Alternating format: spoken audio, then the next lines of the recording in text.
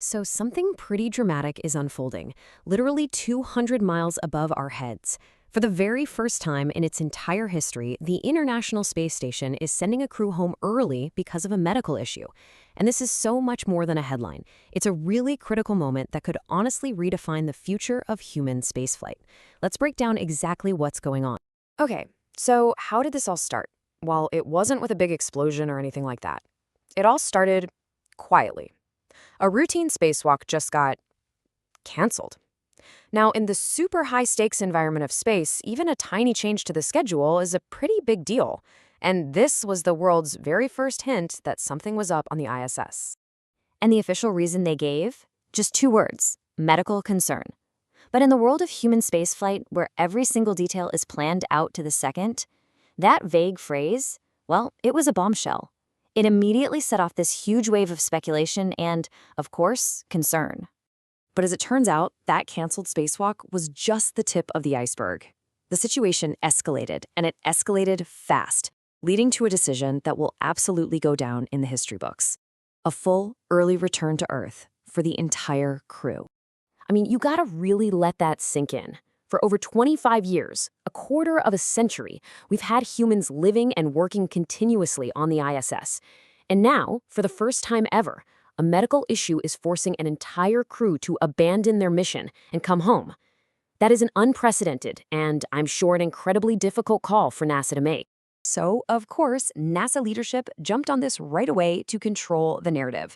They made it super clear, hey, this is not an emergency deorbit, not some panicked escape. Instead, they framed it as a very careful, precautionary choice, hammering home the point that the astronauts' health is the absolute #1 priority. Period. So who are we talking about here?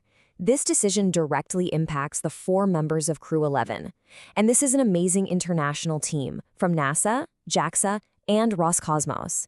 They'd been up there since August and were actually getting close to the end of their 6-month mission when they got the call to pack it up and head home.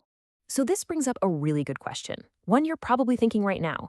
The ISS is one of the most advanced laboratories ever built, right? So why can't they just treat the astronaut up there? Why do they need to come all the way back to Earth to figure this out? Well, here's the thing. There is a world of difference between medicine in orbit and medicine on the ground. The ISS has some incredible capabilities for sure, like being able to talk to the best doctors on Earth 24/7. But it's not a hospital. It just doesn't have the advanced diagnostic tools and all the specialized equipment you'd find down here. And NASA's Chief Health and Medical Officer, Dr. James Polk, he put it perfectly. He basically said, look, we don't have all the hardware that I would have in an ER to do a full workup of a patient. So it's not about a lack of care up there, it's about a lack of hardware. They need to do a full deep dive diagnosis, and that can only happen on the ground. And then you've got the biggest wild card of all, microgravity itself. Just being in space puts this incredible strain on the human body, affecting everything, and it can turn what might be a simple issue on Earth into a really, really tricky diagnostic puzzle up there. We do know from officials this isn't an injury from some kind of accident, which honestly only makes it more of a mystery. Okay, so the decision's made. They're coming home. But how does that actually work? How do you bring 4 astronauts back from orbit ahead of schedule? Let's get into the logistics of this journey and the impact it's going to have on the station they're leaving behind. The plan is pretty straightforward, all things considered. They'll use their lifeboat, which is the very same SpaceX Dragon capsule they flew up in. It's always parked there, ready to go. They'll undock, go through that intense, fiery re-entry through the atmosphere, and then splash down right off the coast of California, where medical teams will be waiting for them. And their departure? Well, it's going to have a huge, immediate impact up there. The station's crew is basically getting cut by more than half, going from 7 people all the way down to just 3.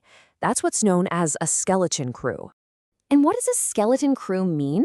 Well, for a few weeks, it'll be down to just 1 NASA astronaut, Chris Williams, along with 2 Russian cosmonauts to run the entire station.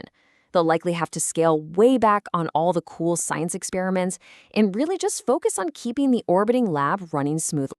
All right, so to really get how big a deal this is, we need to put it in context. An early return from the ISS has literally never happened before. So the big question is, why now? To understand that, we've got to look at the history of medical privacy and precedent in space. Now, I know what you're wondering. Which astronaut is it? What's the condition? And the thing is, we're probably never going to find out. And that is completely by design. NASA has this ironclad, long-standing policy of protecting their astronauts' medical privacy, and they are sticking to it. Now, make no mistake, this is not the first medical event to happen in space, not by a long shot. But it is the first to force an early return from the ISS. In the past, they've dealt with some really serious stuff up there, like a dangerous blood clot found in an astronaut's vein, but they managed to treat it in orbit, and we only found out about it years later in a scientific paper. And this really brings us back to what Dr. Polk said earlier. His words just highlight the key difference here. For 25 years, every single medical issue that popped up, they could handle it on orbit. They always had the right gear and the right meds. But this time is different. And that means the safest place for this astronaut is back on Earth. Ultimately, when you step back, this whole event is so much bigger than just one astronaut or one mission. It's a stark, real-world reminder of one of the biggest hurdles we face for our future in space.